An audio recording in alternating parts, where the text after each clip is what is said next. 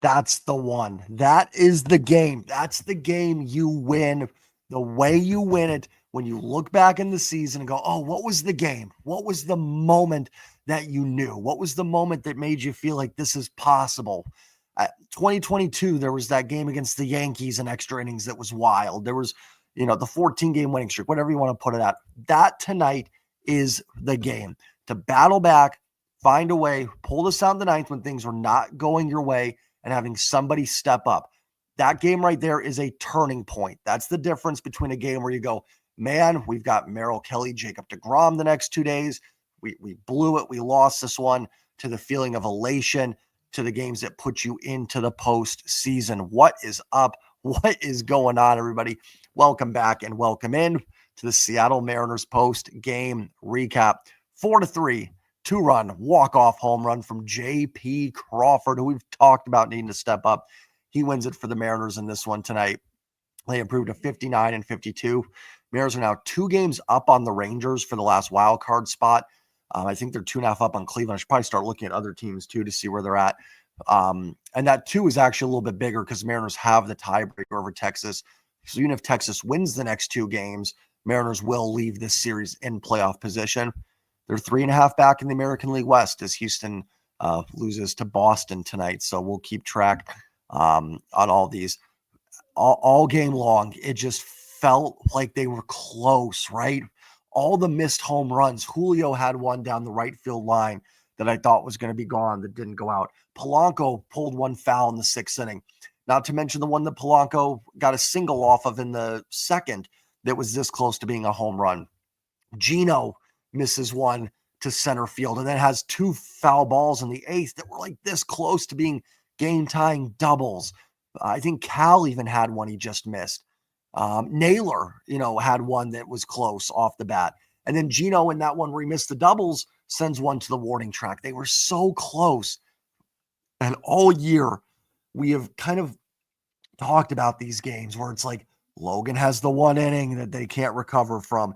The other team only scores in 1 inning, a couple blunders, and the offense just can't do enough to pick it up. But in the bottom of the 9th, with the bottom of the order up, they come through. Dom Canzone and JP Crawford, both off of a lefty, mind you, come through and win this game for the Seattle Mariners. Like, comment, subscribe. Did I say that? Please like the video. It helps out tremendously. Hit subscribe. I'm 150 exactly away from 5,000. Comment your thoughts on this game. Let's celebrate this one together. Just enjoy it. I'm not going to get into anything that went wrong today or anything. I'm not even talking about the one little inning from Logan. Let's just focus on the positive. If this bottom of the order can do that, if you get Dom Canzone lining a base hit off a tough lefty, and then JP coming back, bouncing back, and hitting a huge 2-run home run, JP has been the big topic, right? I just recorded a show with some other great content creators on Raise the Trident with Jake. Go sub to his channel. It'll probably be up in a couple days. And one of the questions he asked, not to spoil it, sorry, Jake, if I'm doing that for you, buddy, but was like, which players, name one pitcher and one hitter that you're counting on to step up? And everybody gave great answers. Myself and I think a couple others said JP. JP is probably going to be the key, because if JP can get going, that bottom of the order is formidable. Canzone, JP, Dominic Young, Cole Young are not easy outs. You can't just send up a generic left-handed pitcher and get through that bottom of the order against this team. And we know how good it is 1 through 6, right? They weren't perfect today by any means, but we know how good that top of the lineup is. And I think even if they struggle, like Canzone, Garver, JP, Cole Young, who's ever down there is formidable. Like, they're okay. But if they're doing this, I mean, the sky's the limit. Obviously, you don't keep playing the game because it's over, but had you done that, JP hits the home run. Oh, congrats, by the way. Now Cole Young's coming up. Or it's going to be Mitch Garver pinch hitting. I know it seems probably like sounding like, oh, okay, whatever. Mitch Garver's has like a 120 WRC plus against lefties. He's been good. That's not a bad guy to be able to bring up. Then you got to turn the lineup over to Randy and Cal, then Julio, then Josh Naylor, who had a huge double in the 5th and what could have been a huge walk in the 8th. Oh, you got through those guys. Gino Suarez is coming up, who just missed a home run tonight. Jorge Polanco is not a slouch. And I know I've done this. Geez, I'm breaking things here. No, I've done this like every game since they've made these moves. But that is just when the bottom of the order can do that. The sky really is the limit for this team. It has so much potential. There is no easy out. And if JP Crawford's doing this, he's had a good season. He's been slumping. We've called him out. I've called him out on this channel, but he's having a good year overall. If you can just get back to a little bit more of the May JP Crawford or June, I don't have the numbers in front of me. Like, man, is this team going to go far?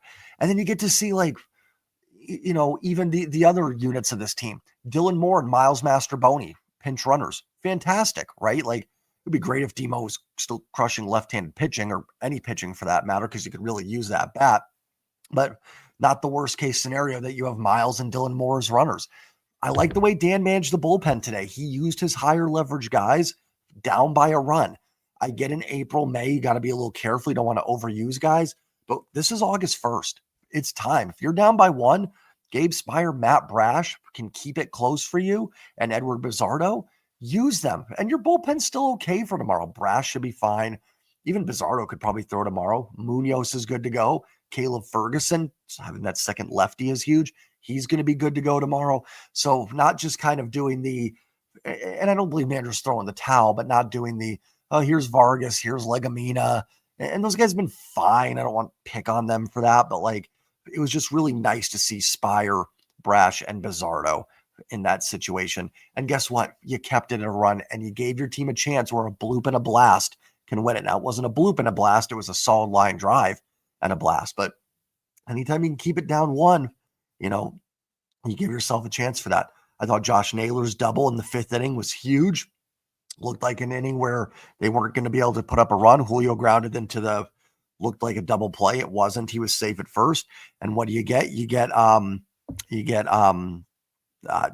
lost my train of thought there. You get Josh Naylor coming through with a big 2-out double, and you don't add on there. Gino doesn't get a base hit or anything, but you get it to that 1-run game and take care of business.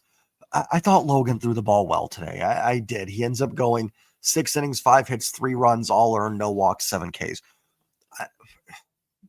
It is, again, like, oh man, all in 1 inning. Man, if Logan can just kind of avoid those, and if he does, you probably get 7 shutout tonight from Logan. But I don't think that Jock Peterson hit by pitch was a hit by pitch. I don't blame Dan for not challenging it because it's so hard to tell. I didn't think that got him. Rowdy Tellez hit the ball hard, but it was just on the ground, hit the bag.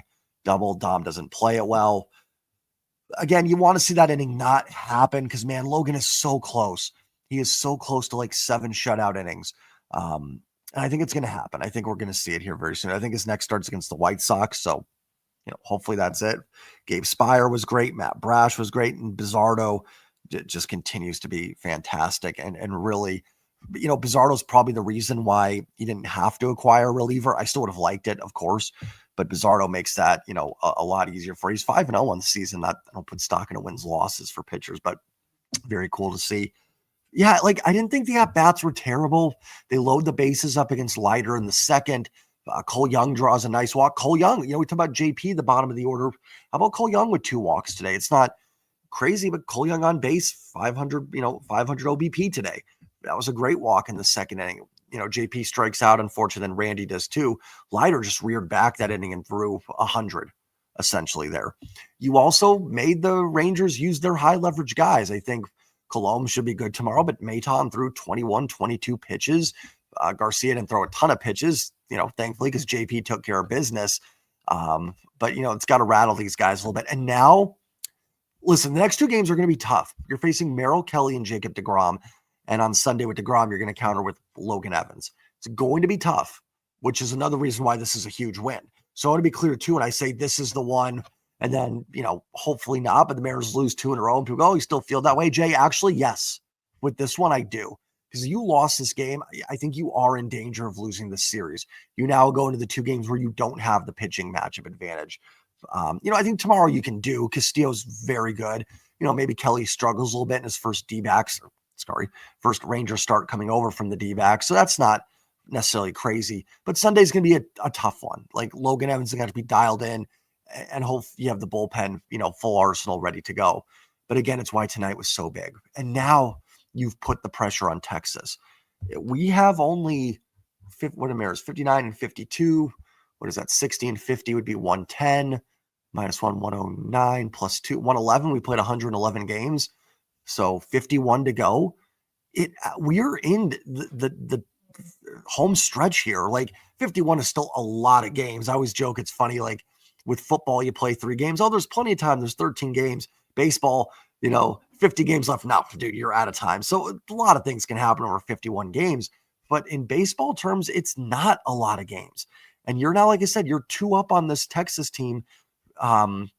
Here you have the tiebreaker. It's not quite 3 up because if Texas beats you 3 times in a row, it wouldn't be tied. They'd be ahead of you, but it gives you a little bit of that cushion here.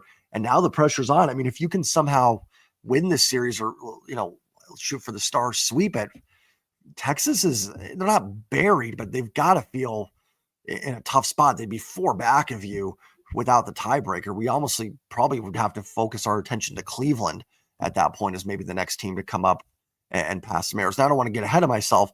Like I said, 2 very tough games coming up the next couple days, but the pressure's on the Rangers now, and the Mariners need to play with that mentality. And that's not a mentality of, oh, whatever happens, happens. But the other team's the one playing with the pressure. They're the ones that are sweating a little bit more now. Your season's not over with the loss tomorrow. Neither is Texas, but you're the one now that's got the foot down, right? You're the one in charge here. And the Mariners, best example I can use, Mariners are playing with the big stack in poker. Why does the big stack win a lot? Because they can play random hands, right? And stuff. So it makes it a little bit easier. They don't have to be stingy with their chips. Not the best analogy, but my point is, and the Mariners aren't playing, again, the Mariners are not playing with house money, but they're barking right now, right? They're the team that's in charge here and a chance to really deliver a knockout blow this weekend after 2 huge, huge wins. I always kind of joke it's easier, not easier, but more therapeutic to talk about losses. I don't know what else to talk about. This is just such a fun win. Go enjoy this one, everybody. JP Crawford is the hero. I mean, Dom Canzone with a huge at-bat. Logan Gilbert was solid. Bullpen fantastic today. Love the never quit attitude with this team. Let's hope this gets them going. This is the push off now for a big push at the end of the year. And man, I feel like the AL West goes so back and forth, not in terms of who's in first, but Mariners get to 3 back, then a week later they're 6 back, and I'm like, hey, we're on Houston's tail. And then Houston wins 7 in a row. I'm like, oh, we're 7 games behind them again. Cool. And I will say this, even if Houston does win this weekend, at least it's against Boston, who you're trying to pass for that second wild card and give yourself that buffer there. So it's like, this isn't the worst team for Houston to beat, but you're 3.5 back. You play Houston 3 more times. It's still there. It's still possible. Still possible. More of this. Like, I mean, don't leave it to the 9th inning every game, guys. Let's get some wins early on.